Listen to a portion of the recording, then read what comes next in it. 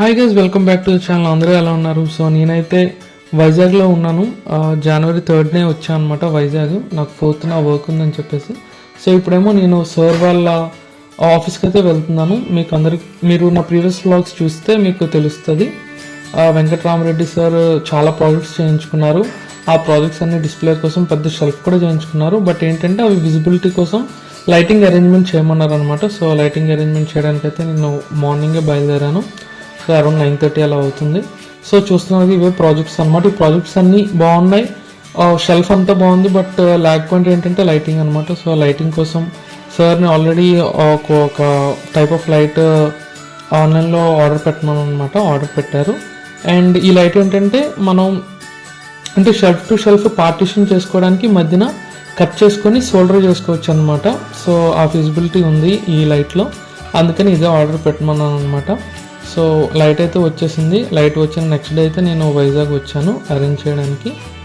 And ఈ wire అయితే బాగా ట్విస్ట్ అయిపోయింది.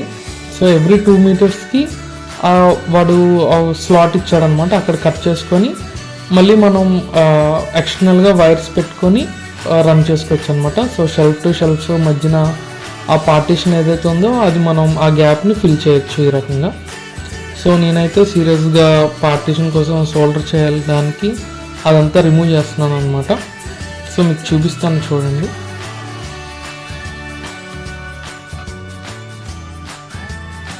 సో చూసారు కదా, బ్రేక్ అయితే చేశాను. అవి సోల్డర్ పాయింట్స్ అనమాట. పాజిటివ్ నెగిటివ్ టెర్మినల్స్ ఉన్నాయి.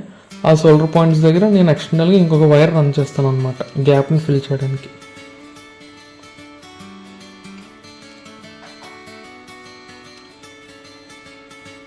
సో ఎక్స్ట్రా వైర్స్ తీసుకున్నాను.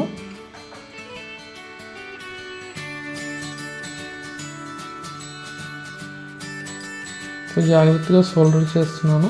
అవి చాలా దగ్గరగా ఉంటాయి అన్నమాట పాయింట్స్. సోల్డర్ దగ్గర చాలా జాగ్రత్తగా చేయాలి. ఆ 2 టెర్మినల్స్ మళ్ళీ మిక్సప్ అవ్వకుండా జాగ్రత్తగా చేశాను.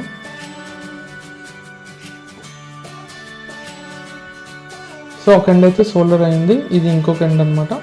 అవే వైర్స్ అంటే కంటిన్యూ చేస్తున్నాను అనమాట కంటిన్యూటీ కోసం.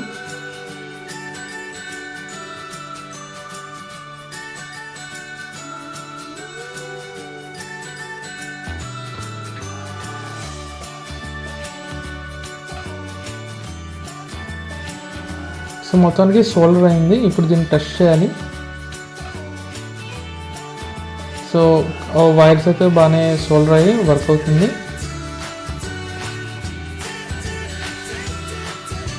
సో ఒక లేయర్ అయితే నేను ఇప్పుడు స్టిక్ చేస్తున్నాను అనమాట. ఫస్ట్ ఏంటంటే డబుల్ సైడ్ టేప్ స్టిక్ చేస్తున్నాను. డబుల్ సైడ్ టేప్ స్టిక్ చేసిన తర్వాత దాని కింద లైట్ ఫిక్స్ చేద్దాం అనేది ప్లాన్ అనమాట.